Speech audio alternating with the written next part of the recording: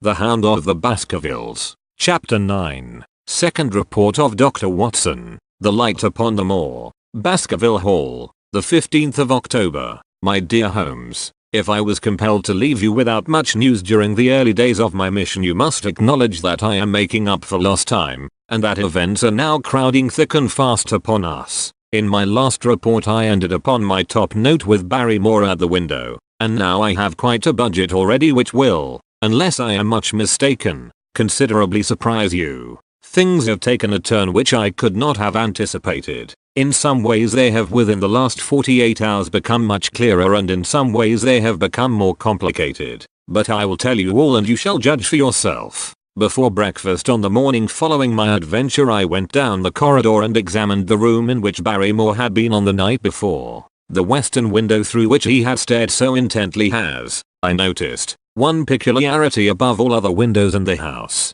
It commands the nearest outlook on the moor. There is an opening between two trees which enables one from this point of view to look right down upon it, while from all the other windows it is only a distant glimpse which can be obtained. It follows, therefore, that Barrymore, since only this window would serve the purpose, must have been looking out for something or somebody upon the moor. The night was very dark, so that I can hardly imagine how he could have hoped to see anyone. It had struck me that it was possible that some love intrigue was on foot. That would have accounted for his stealthy movements and also for the uneasiness of his wife. The man is a striking looking fellow, very well equipped to steal the heart of a country girl, so that this theory seemed to have something to support it. That opening of the door which I had heard after I had returned to my room might mean that he had gone out to keep some clandestine appointment. So I reasoned with myself in the morning, and I tell you the direction of my suspicions, however much the result may have shown that they were unfounded. But whatever the true explanation of Barrymore's movements might be, I felt that the responsibility of keeping them to myself until I could explain them was more than I could bear. I had an interview with the baronet in his study after breakfast, and I told him all that I had seen. He was less surprised than I had expected. I knew that Barrymore walked about nights, and I had a mind to speak to him about it, said he. 2 or 3 times I have heard his steps in the passage, coming and going, just about the hour you name. Perhaps then he pays a visit every night to that particular window, I suggested. Perhaps he does. If so, we should be able to shadow him, and see what it is that he is after. I wonder what your friend Holmes would do, if he were here. I believe that he would do exactly what you now suggest, said I. He would follow Barrymore and see what he did. Then we shall do it together. But surely he would hear us. The man is rather deaf, and in any case we must take our chance of that. We'll sit up in my room tonight and wait until he passes. Sir Henry rubbed his hands with pleasure, and it was evident that he hailed the adventure as a relief to his somewhat quiet life upon the moor. The baronet has been in communication with the architect who prepared the plans for Sir Charles, and with a contractor from London, so that we may expect great changes to begin here soon. There have been decorators and furnishers up from Plymouth, and it is evident that our friend has large ideas, and means to spare no pains or expense to restore the grandeur of his family. When the house is renovated and refurnished, all that he will need will be a wife to make it complete. Between ourselves there are pretty clear signs that this will not be wanting if the lady is willing, for I have seldom seen a man more infatuated with a woman than he is with our beautiful neighbor, Miss Stapleton. And yet the course of true love does not run quite as smoothly as one would under the circumstances expect. Today, for example, its surface was broken by a very unexpected ripple, which has caused our friend considerable perplexity and annoyance. After the conversation which I have quoted about Barrymore, Sir Henry put on his hat and prepared to go out. As a matter of course I did the same. "What, are you coming, Watson?" he asked, looking at me in a curious way. "That depends on whether you are going on the moor," said I. "Yes, I am." "Well, you know what my instructions are. I am sorry to intrude, but you heard how earnestly Holmes insisted that I should not leave you, and especially that you should not go alone upon the moor." Sir Henry put his hand upon my shoulder with a pleasant smile. "My dear fellow," said he, "Holmes, with all his wisdom, did not foresee some things which have happened since I have been on the moor. You understand me? I am sure that you are the last man in the world who would wish to be a spoil sport. I must go out alone. It put me in a most awkward position. I was at a loss what to say or what to do, and before I had made up my mind he picked up his cane and was gone. But when I came to think the matter over, my conscience reproached me bitterly for having on any pretext allowed him to go out of my sight. I imagined what my feelings would be if I had to return to you and to confess that some misfortune had occurred through my disregard for your instructions. I assure you my cheeks flushed at the very thought. It might not even now be too late to overtake him. So I set off at once in the direction of Maripit House. I hurried along the road at the top of my speed without seeing anything of Sir Henry, until I came to the point where the moor path branches off. There, fearing that perhaps I had come in the wrong direction after all, I mounted a hill from which I could command a view, the same hill which is cut into the dark quarry. Thence I saw him at once. He was on the moor path, about a quarter of a mile off, and a lady was by his side who could only be Miss Stapleton. It was clear that there was already an understanding between them and that they had met by appointment. They were walking slowly along in deep conversation, and I saw her making quick little movements of her hands as if she were very earnest in what she was saying, while he listened intently, and once or twice shook his head in strong dissent.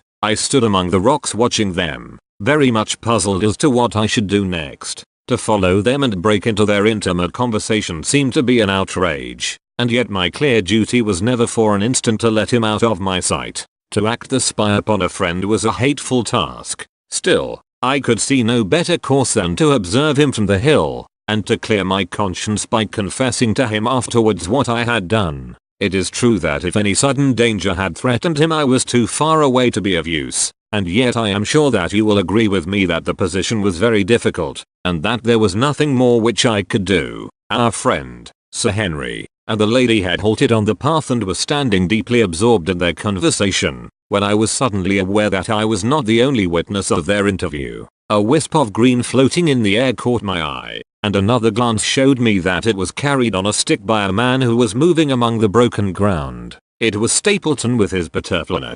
He was very much closer to the pair than I was, and he appeared to be moving in their direction. At this instant Sir Henry suddenly drew Miss Stapleton to his side. His arm was round her, but it seemed to me that she was straining away from him with her face averted. He stooped, his head to hers, and she raised one hand as if in protest. Next moment I saw them spring apart and turn hurriedly round. Stapleton was the cause of the interruption. He was running wildly towards them, his absurd net dangling behind him. He gesticulated and almost danced with excitement in front of the lovers. What the scene meant I could not imagine, but it seemed to me that Stapleton was abusing Sir Henry, who offered explanations, which became more angry as the other refused to accept them. The lady stood by in haughty silence. Finally Stapleton turned upon his heel and beckoned in a peremptory way to his sister, who, after an irresolute glance at Sir Henry, walked off by the side of her brother. The naturalist's angry gestures showed that the lady was included in his displeasure.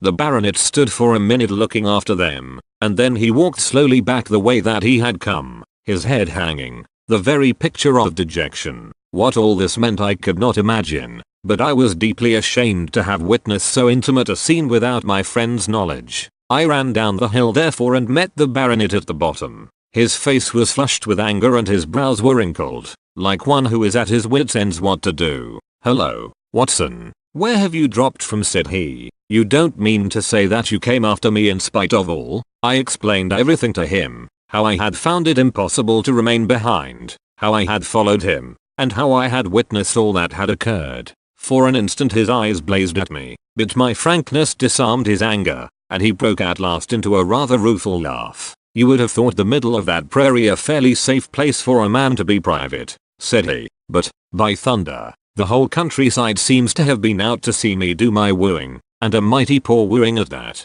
Where had you engaged a seat?" "I was on that hill, quite in the back row."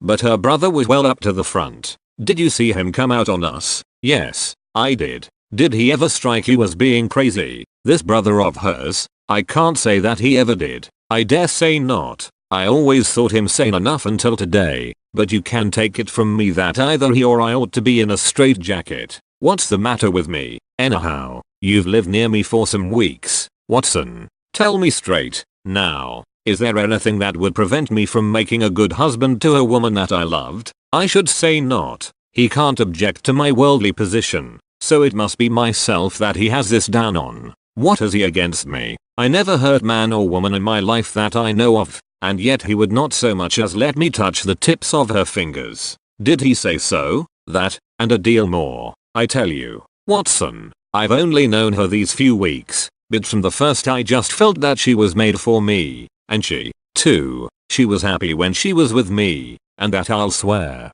There's a light in a woman's eyes that speaks louder than words. But he has never let us get together, and it was only today for the first time that I saw chance of having a few words with her alone. She was glad to meet me, but when she did it was not love that she would talk about, and she wouldn't have let me talk about it either if she could have stopped it. She kept coming back to it that this was a place of danger, and that she would never be happy until I had left it. I told her that since I had seen her I was in no hurry to leave it, and that if she really wanted me to go, the only way to work it was for her to arrange to go with me. With that I offered in as many words to marry her, but before she could answer, down came this brother of hers, running at us with a face on him like a madman. He was just white with rage, and those light eyes of his were blazing with fury. What was I doing with the lady? How dared I offer her attentions which were distasteful to her? Did I think that because I was a baronet I could do what I liked? If he had not been her brother I should have known better how to answer him.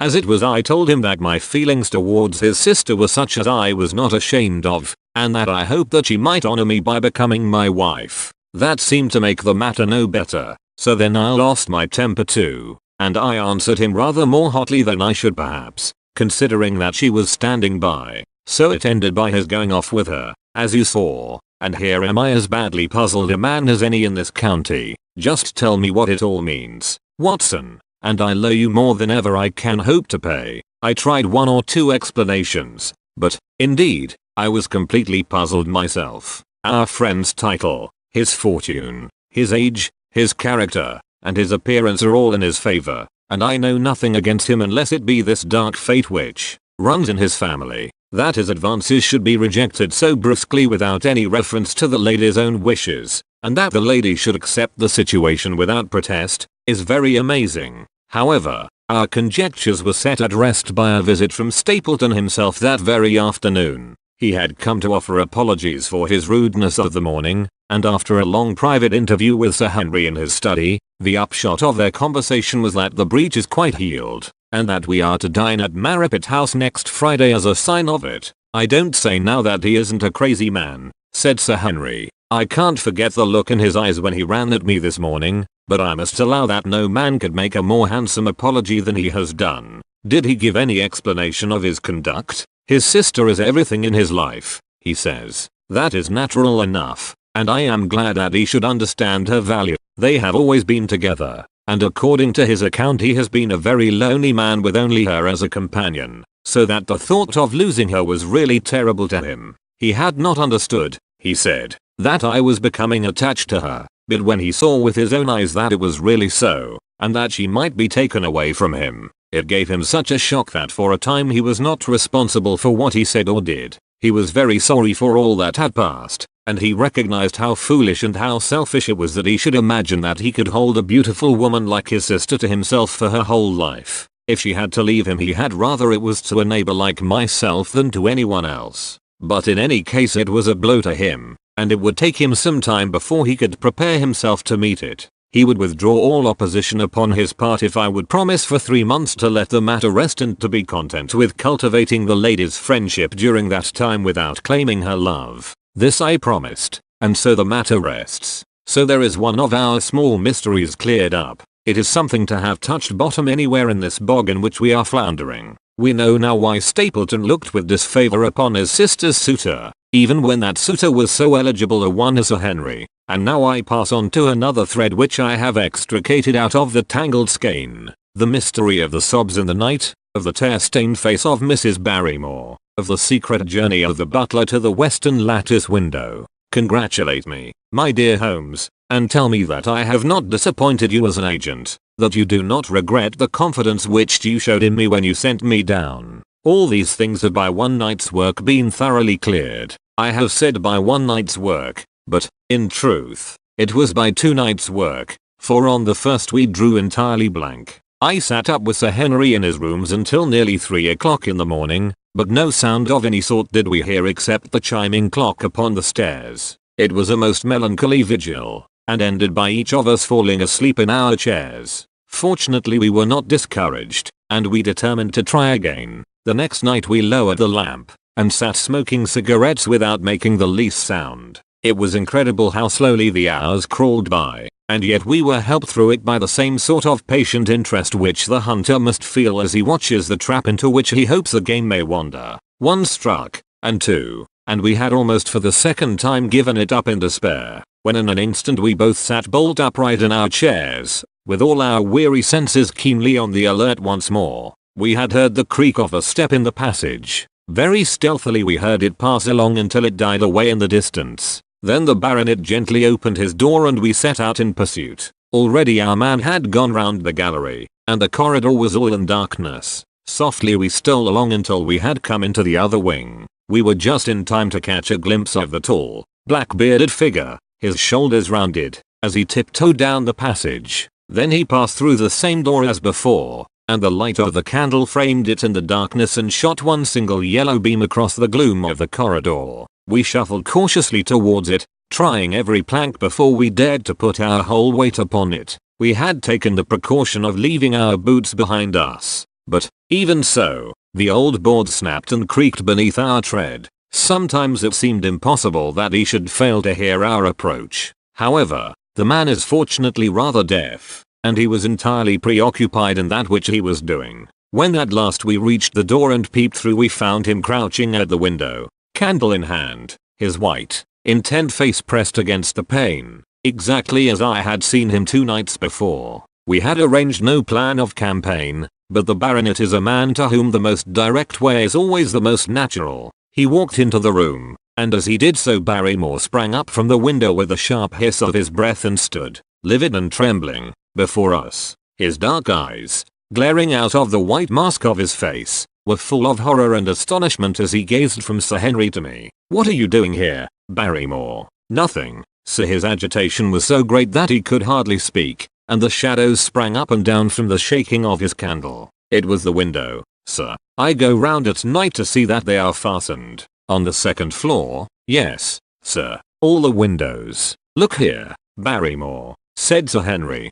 sternly, "we have made up our minds to have the truth out of you, so it will save you trouble to tell it sooner rather than later. Come, now, no lies. What were you doing at that window?" The fellow looked at us in a helpless way, and he wrung his hands together like one who is in the last extremity of doubt and misery. "I was doing no harm, sir. I was holding a candle to the window." "And why were you holding a candle to the window?" "Don't ask me, Sir Henry. Don't ask me. I give you my word, sir, that it is not my secret, and that I cannot tell it. If it concerned no one but myself I would not try to keep it from you." A sudden idea occurred to me, and I took the candle from the trembling hand of the butler. "He must have been holding it as a signal," said I. "Let us see if there is any answer." I held it as he had done, and stared out into the darkness of the night. Vaguely I could discern the black bank of the trees and the lighter expanse of the moor, for the moon was behind the clouds, and then I gave a cry of exultation, for a tiny pinpoint of yellow light had suddenly transfixed the dark veil, and glowed steadily in the center of the black square framed by the window. "There it is," I cried. "No, no, sir, it is nothing, nothing at all," the butler broke in. "I assure you, sir." "Move your light across the window, Watson," cried the baronet. "See, the other moves also. Now, you rascal, do you deny that it is a signal? Come, speak up. Who is your confederate out yonder, and what is this conspiracy that is going on?" The man's face became openly defiant. "It is my business, and not yours. I will not tell." "Then you leave my employment right away." "Very good, sir. If I must, I must. And you go in disgrace. By thunder, you may well be ashamed of yourself. Your family has lived with mine for over 100 years under this roof, and here I find you deep in some dark plot against me." "No, no, sir, no, not against you." It was a woman's voice, and Mrs. Barrymore, paler and more horror-struck than her husband, was standing at the door. Her bulky figure in a shawl and skirt might have been comic were it not for the intensity of feeling upon her face. "We have to go, Eliza. This is the end of it. You can pack our things, said the butler. "Oh, John, have I brought you to this? It is my doing, Sir Henry, all mine. He has done nothing except for my sake and because I asked him." "Speak out, then. What does it mean?" "My unhappy brother is starving on the moor. We cannot let him perish at our very gates. The light is a signal to him that food is ready for him, and his light out yonder is to show the spot to which to bring it. Then your brother is the escaped convict, Sir Selden, the criminal." "That's the truth, sir," said Barrymore. "I said that it was not my secret and that I could not tell it to you. But now you have heard it, and you will see that if there was a plot it was not against you." This, then, was the explanation of the stealthy expeditions at night and the light at the window. Sir Henry and I both stared at the woman in amazement. Was it possible that this stolidly respectable person was of the same blood as one of the most notorious criminals in the country? "Yes, sir. My name was Selden, and he is my younger brother. We humored him too much when he was a lad, and gave him his own way in everything until he came to think that the world was made for his pleasure, and that he could do what he liked in it. Then as he grew older he met wicked companions, and the devil entered into him until he broke my mother's heart and dragged our name in the dirt. From crime to crime he sank lower and lower, until it is only the mercy of God which has snatched him from the scaffold. But to me, sir, he was always the little curly-headed boy that I had nursed and played with, as an elder sister would. That was why he broke prison, sir. He knew that I was here and that we could not refuse to help him.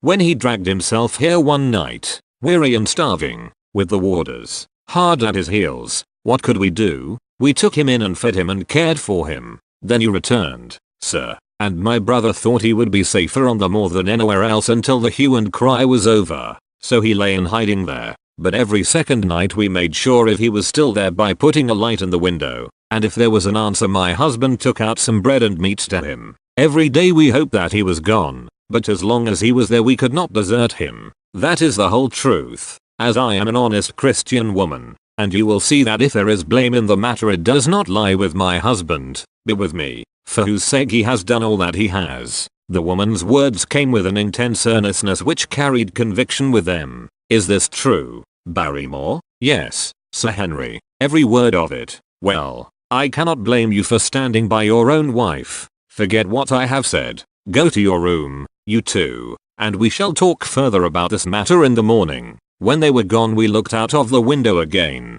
Sir Henry had flung it open, and the cold night wind beaten upon our faces. Far away in the black distance there still glowed that one tiny point of yellow light. "I wonder he dares," said Sir Henry. "It may be so placed as to be only visible from here." "Very likely. How far do you think it is out by the cleft or?" "I think not more than a mile or two off." "Hardly that." "Well, it cannot be far if Barrymore had to carry out the food to it, and he is waiting, this villain, beside that candle. By thunder, Watson, I am going out to take that man." The same thought had crossed my own mind. It was not as if the Barrymores had taken us into their confidence. Their secret had been forced from them. The man was a danger to the community, an unmitigated scoundrel for whom there was neither pity nor excuse. We were only doing our duty in taking this chance of putting him back where he could do no harm. With his brutal and violent nature, others would have to pay the price if we held our hands. Any night, for example, our neighbors the Stapletons might be attacked by him, and it may have been the thought of this which made Sir Henry so keen upon the adventure. "I will come," said I. "Then get your revolver and put on your boots. The sooner we start the better, as the fellow may put out his light and be off." In 5 minutes we were outside the door, starting upon our expedition. We hurried through the dark shrubbery, amid the dull moaning of the autumn wind and the rustle of the falling leaves. The night air was heavy with the smell of damp and decay. Now and again the moon peeped out for an instant. Big clouds were driving over the face of the sky, and just as we came out on the moor a thin rain began to fall. The light still burned steadily in front. "Are you armed?" I asked. "I have a hunting crop. We must close in on him rapidly, for he is said to be a desperate fellow. We shall take him by surprise and have him at our mercy before he can resist." "I say, Watson," said the baronet. "What would Holmes say to this? How about that hour of darkness in which the power of evil is exalted?" As if in answer to his words there rose suddenly out of the vast gloom of the moor that strange cry which I had already heard upon the borders of the great Grimpen Mire. It came with the wind through the silence of the night, a long, deep mutter, then a rising howl, and then the sad moan in which it died away. Again and again it sounded, the whole air throbbing with it, strident, wild, and menacing. The baronet caught my sleeve and his face glimmered white through the darkness. My God, what's that, Watson? I don't know. It's a sound they have on the moor. I heard it once before. It died away, and an absolute silence closed in upon us. We stood straining our ears, but nothing came. Watson, said the baronet, it was the cry of a hound. My blood ran cold in my veins, for there was a break in his voice which told of the sudden horror which had seized him. What do they call this sound, he asked. Who? The folk on the countryside. Oh, they are ignorant people. Why should you mind what they call it? Tell me, Watson, what do they say of it? I hesitated but could not escape the question. They say it is the cry of the Hound of the Baskervilles. He groaned and was silent for a few moments. A hound it was, he said, at last, but it seemed to come from miles away, over yonder, I think. It was hard to say whence it came. It rose and fell with the wind. Isn't that the direction of the Great Grimpen Mire? Yes, it is. Well, it was up there. Come now, Watson, didn't you think yourself that it was the cry of a hound? I am not a child. You need not fear to speak the truth. Stapleton was with me when I heard it last. He said that it might be the calling of a strange bird. No, it was a hound. My God, can there be some truth in all these stories? Is it possible that I am really in danger from so dark a cause? You don't believe it, do you, Watson? No, number. And yet it was one thing to laugh about it in London,